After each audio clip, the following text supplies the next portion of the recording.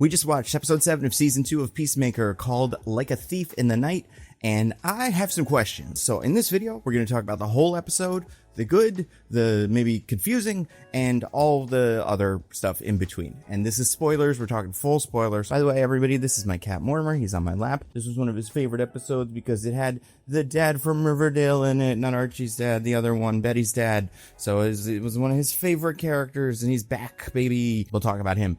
But okay. So, I did watch a lot of Riverdale. I don't want to pretend I'm not better than Riverdale. All right, so overall thoughts about this episode, interesting. As a follow-up to episode 6, interesting. As the penultimate episode of the season, interesting. There were clearly parts of it that worked. I think it looked great. The plot, I would say, and this is maybe my biggest question coming out of this episode. I genuinely, if anybody's got an answer, I'd love to hear it. Why were they Nazis? Why were we on Earth X at all, is my question. And I only bring this up because last episode, episode 6, featured this really dramatic scene where Peacemaker and Harcourt both came as close as they could to fully telling each other how they felt about each other. They were still this difficult tension between the two. Peacemaker felt like he had to stay on this earth, and he wanted to because he had a brother and a father, and Harcourt wanted Peacemaker to come home because he should be home, but also she had feelings for him that she couldn't express at the time, and he would have totally gone back with her if she had just told him that she loved him, but she couldn't do that. So very interesting conflict. We're going to force Peacemaker to make a really difficult decision. He's either going to have to take a chance on the Harcourt he really loves and really cares about, or take this safer bet, which is the Harcourt from this universe who already loves him and is pretty much everything he thought he always wanted Harcourt to be, but isn't the real deal. But then, at the very end of last episode, we find out that this is the Nazi world, which, sure, we'll get to it. And that feels like it acts as this little cheat code to just get rid of that part of the conflict. Chris is immediately like, oh, right. I'm going to go with my guys because you're the Nazi. I don't have to make this decision anymore about which world to be on. It is now clear which world to be on, not because I belong here or don't belong here, because they're Nazis. So I'm thinking when I'm watching this episode, I didn't kind of want that to get resolved so quickly. There must be a really good reason looking forward why this was the Nazi universe. Because if it wasn't, it would be much more interesting, I think at least, for this to be just Earth 2, a different Earth with different versions of our main characters who are what Chris wants, but not what he needs. As we crept closer and closer to this reveal that we were on Earth X, the Nazis won the war Earth from DC Comics and from, obviously, now the DCU, that got me wondering, what is the reason? Because, everything we've seen up until this point is this is the world he always wanted. And as we got closer, it became clear, if this is Earth X, that kind of cheats all the other tension that we've built about should he stay in this world, should he not, what life is he living. But again, I trust James Gunn. I love what he has done so far with Superman. I enjoyed Creature Commandos, the original Peacemaker, and obviously, those first 3 Guardians movies are my favorite Marvel Cinematic Universe project. So I trust James Gunn. But in my head, I'm okay, so why are we on the Nazi Earth then? Is this leading to something? Because frankly, I don't really care about Nazi Earth. I don't care about Earth X as a future plot point. I don't think that would be, eat my words and 2 years to show this video again after Man of Tomorrow is the greatest movie ever. But personally, I think there's a lot of more interesting things we could do than just use the multiverse to create an army of super Nazi. Again, they did this on The Flash and all of those shows. And they did this on Agents of S.H.I.E.L.D. So, I don't know, maybe for me it just feels like it's been done. But I also don't feel like that's where this is going. I wouldn't be surprised if we don't see any more of Earth X in episode 8. Which, would kind of be fine, but again, this didn't need to be the Nazi universe. But okay, so then what else do we get out of this universe? What other tangents do we go on? And you're well, okay, but we've got the dad and the brother. The brother never got the chance to be, but the dad was always a Nazi on DCU Earth. So it makes sense that his character will be in a different position here. He will thrive in this environment because that is something that he believes in. And now that it is the dominant political force, he is thriving in this world. Makes sense. Except the reveal here with him in this episode is he also doesn't really like the Nazis. He doesn't not like them enough to fight them, but he's not the president of them the way that you kind of maybe expected he would be. But then Keith, who seemed like he was more or less on the level up until this point, seems like he just is a Nazi and has been a Nazi this whole time. And I think part of the problem for me with this episode is I think we're done with Earth X. not positive, but that's the vibe I'm getting. But at least I would say the next week on and any of the trailers from before would not suggest that that is the conflict that is going to end this season. It's going to probably have something to do with Rick Flag Sr. and all these portals and whatever. But like, this world is still so unclear to me, and it's only important to me because we did it. Like, if they never said this was the Nazi world, if it was just Earth 2, a different Earth, I wouldn't need to know, oh, how does this work? How's this work? How's this character aligned with this character? But instead, it's used mostly for gags in this episode, like sight gags and jokes about Nazis, which I'm fine with making jokes about Nazis. And if you want to have the characters in the show like murder Nazis, that's awesome, cool. But like, I don't know, it just comes down to this question of like, what is the multiverse for? What is Earth 2 or Earth X for in this story? And it gets tricky because in this episode, we tried to use some of the Nazi bits to make some jokes and to make some points about our current Earth, and those felt weird. Now, I'm not saying that they're like mean or bad or anything. They just hit me weird, and they like sat with me weird. I'm going to play the clips that I'm talking about, because there's two.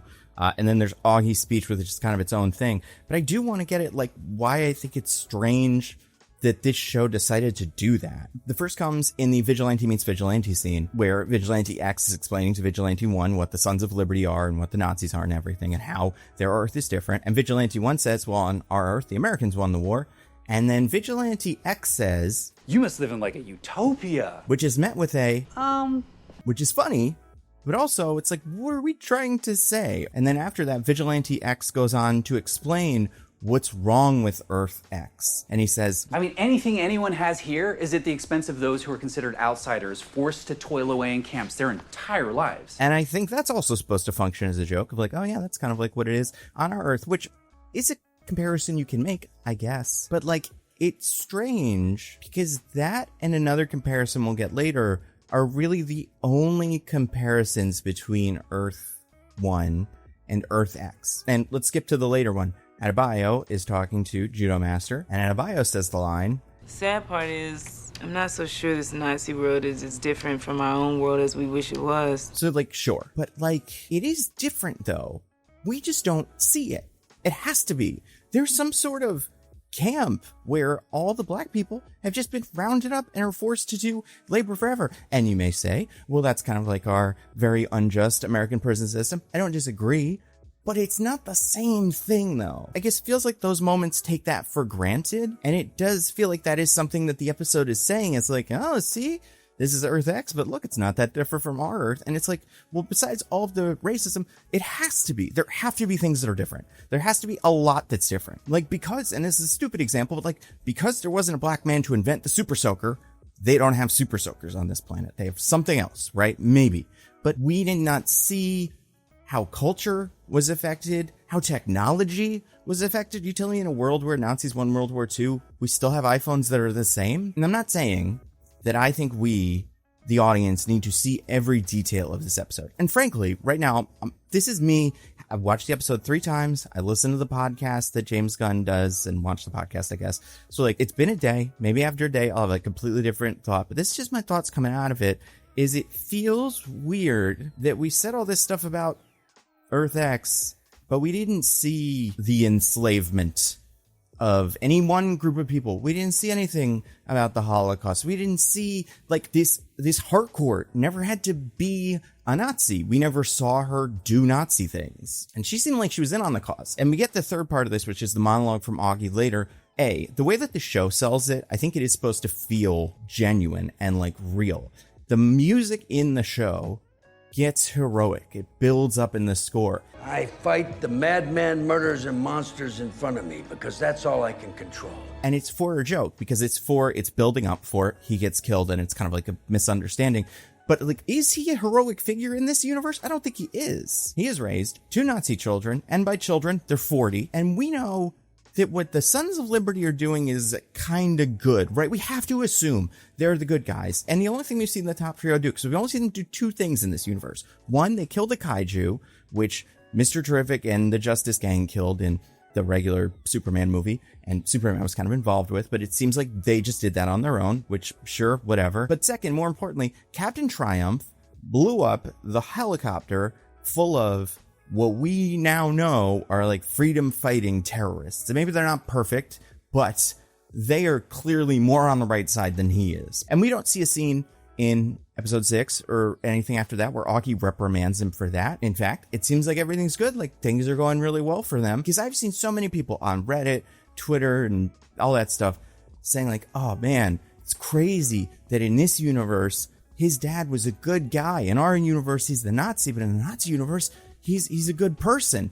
He's not a good person though. He is complicit. He says like, oh, I can't fight against all this injustice. What are you talking about? You're a superhero who's loaded and has a dimensional portal. If anybody could fight against this injustice, it's you. But also he says like, I fight monsters and maniacs and bad people. The kaiju, I guess. But beyond that, like, we don't see, they just fight like little cartoon monsters and just there's no indication that Auggie is working with the Sons of Liberty, because if he was, Vigilante would probably know about it. Vigilante X, who doesn't seem to recognize, like, they're not, he doesn't say like, oh no, you killed him, he was our secret benefactor.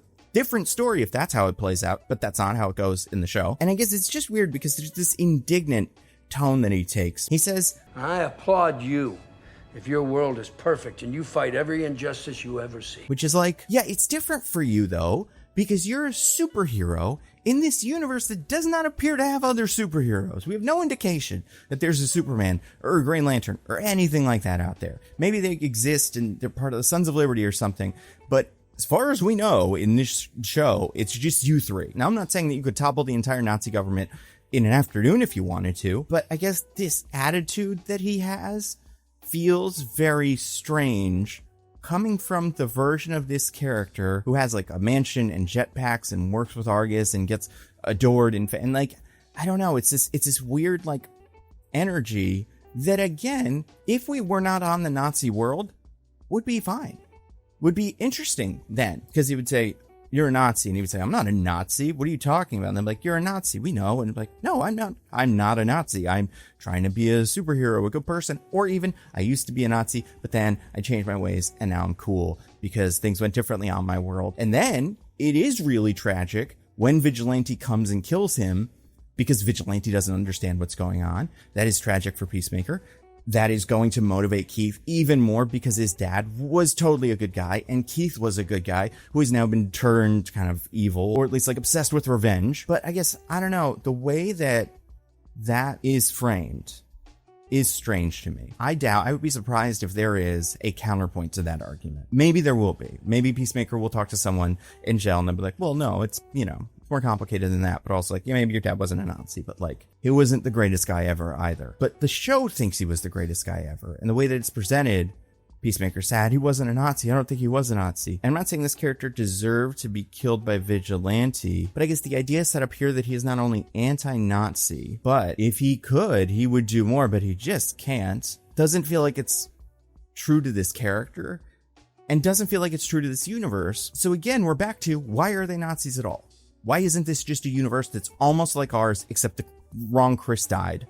It sounds like Dewey Cox, but like, the different Chris died instead of Keith, or neither of them died. And then this is the universe where everything went well for them. Because again, like, we don't have to make a choice. And like, while I think maybe the show paints Auggie as like kind of a good guy and like a complicated figure, I think if this monologue is all we get for that, besides him being kind of reasonable, which you could read as him just being pragmatic in the moment, like just like, I don't want him to steal my dimensional door, so I'm going to get these guys out of here as quickly as possible. But like, I don't know, I'm just interested to see how people talk about this episode. I'm interested to hear how James talks about this episode. I'm pretty sure I saw on some social media site or something, James said, well, Auggie is generally a good human being who is opposed to what the Nazis are doing. But Keith and Chris too, well, I don't know. Sometimes the apple falls very far from the tree on both Earths. And it's like, he's opposed to what the Nazis are doing, I guess. And he's not necessarily cruel the way that you would expect this character to be. But like, I don't know. I'm not convinced he is the good person, maybe that James Gunn thinks he is. And I mean, James Gunn wrote the whole thing and like, he knows, but I don't know. Just based on the world we've created and everything we've seen in this episode and everything we haven't seen. And listen, would I like to spend more time in Earth X? Yes. Like, I would love to get more information about this Earth X, because I think if you got more information about what's going on, a lot of these times when characters are like, it's not as different as you think, you'd be like, well, yeah, not here. But like, if you go to the wasteland over there, it's much worse. James said something else I thought that was interesting in the Peacemaker podcast that I want to point out. They're talking about why we're doing this show, why we're doing the multiverse thing, going to a different universe. And James Gunn says, and we've seen a lot of, recent comic book multiverse stories, but it's never a specific, this is my life and this is my life in the other world. Mm-hmm. This is my world and there's this one specific other world. It's always like a million things are happening at once. Which, like, James Gunn, Flashpoint, we just did this in the DC movies. You said it was like the best superhero movie you've ever seen. It's this, pretty much exactly. Obviously, it gets bigger as it goes, but like that's because it spends more time in it. But like this Barry going and seeing the other world and like going like, oh, this could be very similar. But also, this is the thing they said that I think was really interesting. But to me, that's not the fun thing about that premise. The fun thing is, when we walk in and we see Hannah Rocks is spelled with 2 X's instead of CKS. And it's like, is that the fun thing? I thought that was what we didn't like about the Doctor Strange movie, was he goes to the other universe and it's like, well, the stoplights are different here. Like, that's boring. It's kind of cute little gags, but like, if you're just making it Earth 2, and it's just a different Earth where things are a little off, sure. If it's the Earth where the Nazis won the war, and all that's different is Cheerios and Doritos are spelled differently, and also there's slavery somewhere, but like, in terms of, you can look outside and just looks the same, like, it feels like you can do the version of this that he was describing, as long as you don't make it something really historically significant that you change. Then you don't have to think about the consequences, and you don't have to think about the rippling, and you don't have to think about what you're saying about that world and what that utopia would even kind of be like for some people. You just get to kind of go like, and he's in this one, and these are the rules here, and it's a little different. And listen, I know people are trying to multiverse, and also this isn't multiverse, and Flash is kind of time travel and stuff, but it's the same kind of story. They're all kind of trying to do the same thing. What if my life was different? Forcing yourself to look at yourself and think about what you've done differently, and maybe how you made mistakes in your life. And this is just me, and I'm sure many of you will have different opinions about this, and we'll get into some of the littler things about this episode, because this was the big part for me, was this idea that like you can either have the Cheerios Earth, where Cheerios has an H, like Vigilante says, or you can have the Nazi Earth, where the Nazis took over and everything's very different. I'm not saying you have to like redesign technology from the ground up. It doesn't have to be Man in the High Castle, but you need a little bit more, I feel like, thought put into it than this. And it comes back to that question, well, why are they Nazis at all? And like, I still don't have a great answer for that. And maybe in episode 8, we will get some sort of thing that brings it all together. I'm not saying that I don't think this can happen. I will say, the last time we did one of these shows was Creature Commandos, and I do think the finale was a little messy and kind of maybe was the weakest part of that series, but I don't know, it just feels strange, and it doesn't have to be Nazis. This isn't me. I feel like this will come off as like, why are you being so mean to the Nazis? But it's just like, it's weird to use that here if that's all we're gonna do with it, is little jokes. I don't know. I find it strange. And I also think, like, because it's a secret to us, the audience, we can't look at the world. We can't learn anything about it, even though we're spending a lot of time there. And that's like a fun little gag. Like, when you reveal it, like, oh, everybody on the internet is, oh my god, I can't believe it.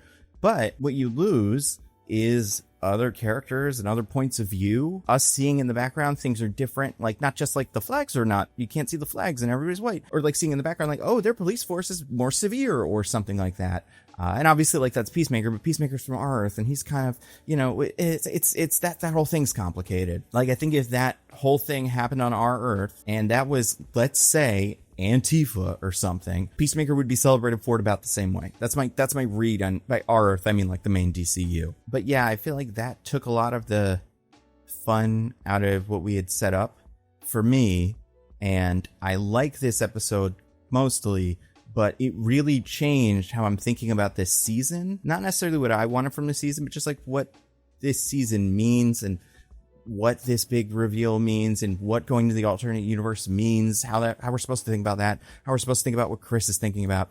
Like, yeah, it felt like a way too easy out here that had no other good reason for existing. And that being said, it was cool to watch them all explode in the pool and stuff. That was cool. I like getting more Judo Master. I did like the Judo Master and Adebayo, like, little side story thing. I feel like the Vigilante thing felt it was cute, but kind of pointless, whereas I think the Adebayo Judo Master friendship and like that dynamic changing. He's part of the group now, at least a little bit, and I'm excited to see more of him. So you do get that, I guess, out of it. So, you know, there's positives, I guess, but I don't know if it weighs out all the other weirdness. That being said, the Hitler joke was funny. I liked the bit with the mural. That was funny. Apparently, there was a bit they cut between, because it was, you know, 2 beats out of 3. There was a second beat that was gone where it was a bunch of people with Hitler mustaches standing near, like, the water cooler or something in the office.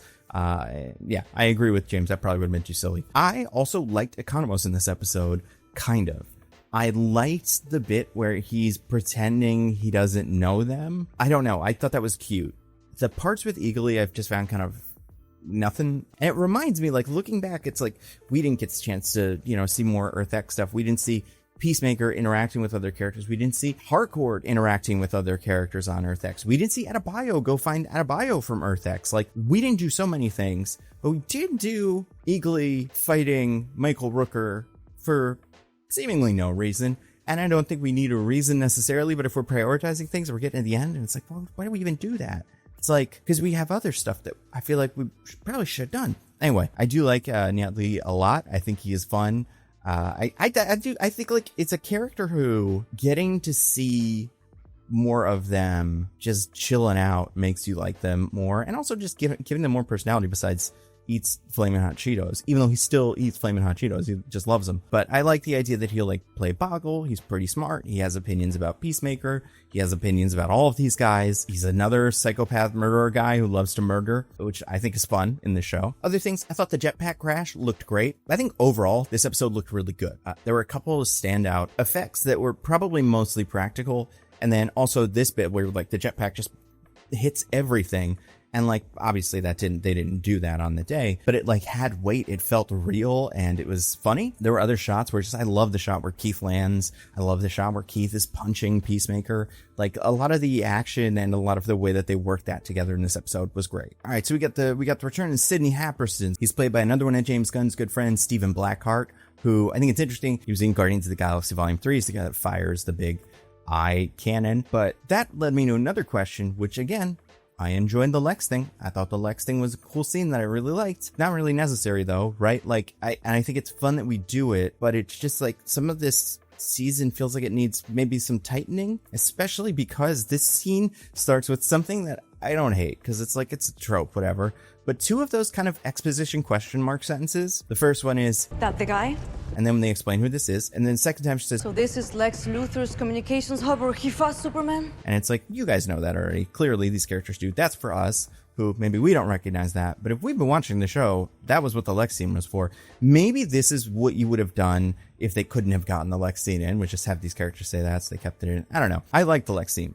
Don't get me wrong. I thought it was cool. But like the fact that he's in business with Lex now just means he's in business with this guy. It's like, he's in business with this guy. That guy would have been enough for me. I would have been happy to see him again. I do think there's other stuff that I feel like we have zoomed past in this season that, again, we're thinking about maybe like the Eagly Nemesis stuff. And also people have made the point. I think this is a fair point. These episodes are shorter than you would expect for a show like this. These episodes are like 32 minutes long with credits. And like when Adebayo is talking to Judo Master, she's talking about her difficult relationship with her girlfriend, I believe, who wanted to run like a business with her, a pet-based business, but she wants to be a super spy. And when she says that, I'm like, oh, is that what you were? I knew you wanted to do the spy thing and she didn't want to do that. I've forgotten that she wanted you to do a completely different job that you don't seem like you really want to do anymore. And maybe if we spent more time with Adebayo this season, we could have seen some of that play out outside of the one scene where she spoke to her ex, and then like the scenes where she's talking about being a private eye. I got that was what she wanted, but I didn't really understand what she was giving up. And I think that's because we just didn't really see it. Another note, just like thing that I wrote down here, the word protuberance jutting out of the QUC. I would not have called that. I just called it a spike. But Peacemaker calls it a protuberance, and that's a good word for what that thing is that killed his brother. So then we got the return of Larry Fitzgibbon. This is another character that I didn't think we'd ever see again because he is dead. But I like the idea of bringing in older characters, having them be on Earth X, and only so many of them were white, so only so many would fit into this story. Fun to see him here. I think it's interesting that Vigilante, and Judo Master all are like, I'll kill the cops. Killing cops is fine. And none of them are like, yeah, Nazi cops. for sure. And I feel like that lines up with all their characters just wanting to kill cops because they're all kind of loose cannons. But also, at no point did anybody kind of justify violence against these guys with like, but they're the Nazis. Somebody here has to be a Nazi. It's not him, but it's definitely them. Oh, and genuinely terrifying moment for me. I'm sure a lot of you had this thought too, where it seemed like Captain Triumph may kill Eagly. We were fighting with Eagly, and Eagly was the only one doing the fighting. I'm like, one of these days, somebody's going to get this bird. It's going to be so sad. And it's going to make everybody's lives so much easier on the production side of things. And like the CGI, I'm sure it's quite an expensive bird, but also like, I really hope nobody kills it. And yeah, I liked Harcourt's character development here. Her feeling safe with Peacemaker on the bike. To, at the end, deciding she's going to kill his brother for him, for his safety. Sorry, can't have you coming after him. Whether or not she would even tell Peacemaker about that is another story. But I like that that is another way that she shows like she's fully committed to Peacemaker. And like she really, really cares about him because she knows he can't do this. But it's for the best, because otherwise this guy's going to come back with an army of Nazis and fight everybody, which he still probably will. And that's episode 7. James has said episode 8, A, is longer than the other ones, which is good. Like he said, it's about 15 minutes. He also said his favorite scenes are in this episode, and I think he said his favorite action scene is in this episode. Now, I think this could be, because James does love this, killing a bunch of Nazis. That would be fun. And maybe Keith brings in like the full actual, like SS uniform bad guys to invade Earth 1, and everybody in the quantum unfolding chamber has to fight them. Like that would be cool if we saw everybody team up to do that. And also maybe the alien xenomorph thing and all of the other guys that I guess do exist there. I hope there's not too much cameo stuff or like, oh, that's the Earth, the Swamp Thing. He's over there. Like, I hope there's not too much of that. I don't think there will be, because that doesn't feel like what he's doing. I wouldn't be surprised if we do get a Lanterns tease, since that is, I think, the next thing. I don't know what I would want it to be, but I wouldn't be shocked if we saw it. I will say one other thing about this season. Argus feels small. The whole season feels small. Everything happens in one town that does not appear to be where Argus is mainly located. So they're just flying back and forth to whatever this is, Evergreen. But also, like, Argus appears to be 20 guys, maybe. And as far as like S.H.I.E.L.D. types go, one thing that I do think Marvel did well in the movies, maybe not as well in the show, but the show like had to do this because the movies changed things, but like made S.H.I.E.L.D. feel like a whole organization with lots of agents everywhere. And like, I don't know. I also, looking back at like, I liked Flurry. I like Sasha Bordeaux, and I like Rick Flag Sr., but like, I don't think we need all three of those characters here. Sasha Bordeaux specifically feels like she doesn't really serve much of a purpose besides maybe setting up something in the future. Like, I like Flurry because he's funny and he's interesting. It's interesting to have him here. But Sasha feels like, besides just being kind of antagonistic, just pure like exposition, someone that Rick Flag can explain things to. I don't understand why that's not just Tim Meadows. And I was a little confused about that, especially in this episode. But we have one episode left, episode 8, which is called Full Nelson, I think. I'm curious to see how they land this plane, because on one hand, I've said a lot of the things that I didn't love about this season, how some elements didn't come together as well as I'd hoped, but it's not over. There's a chance. It doesn't, again, a lot of the way I'm talking about like what I think is going to happen comes from how I feel the narrative has moved, how James has talked about what is important and what is not important, but we will see. And I do trust James has like a really fun idea. I think episode 8 is probably going to be really cool, but it's been a weird season, and I want to see more people like James talking about now the Earth X thing, now that he can talk about it, because so much of the conversations before were like, oh, I don't know, we'll see what's happening there. But now, like, people can ask him questions, and James is super online and stuff. I'd be really curious to see more of his thought process, because just overall, I think he's a smart guy, and I like him a lot. And you know what else I like? Nebula. Because Nebula, as I'm sure you know by now, but if you have not heard of it before, is a subscription streaming service that me and a bunch of my YouTuber friends helped to create. It is a platform where we're free to not have to worry about the algorithm. I put all my videos, my Nando V Movies videos, and my Nando Cut videos up early. So if you want to see my next video now, which is about the Serpent Society in the MCU and why that's kind of a mess, you can watch that early, or you can wait until it comes onto YouTube in like, I don't know, like couple weeks, a month or whatever. Like, who wants to wait? It's fun to watch stuff now. This video was early on Nebula. You can watch it, maybe a couple hours early, but still, all the videos early, ad-free. You can download them on your phone, so that's nice. You don't have to worry about like taking up all the data. But then the most exciting thing right now is our production of Nebula Originals. So these are like movies, short films, plays, documentaries. These are all created by Nebula. So these are our people. These all tend to be projects the creators are really passionate about.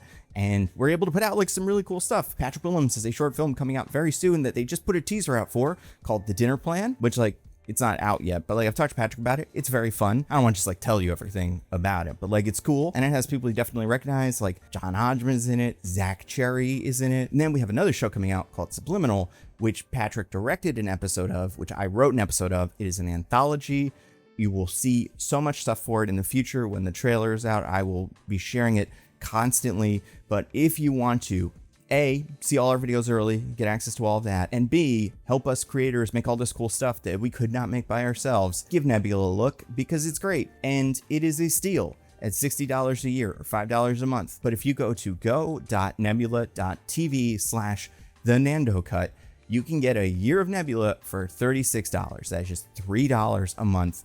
It is an incredible deal. Go check it out now. That's all I got. Stay safe, everybody. I'll see you next week for episode 8.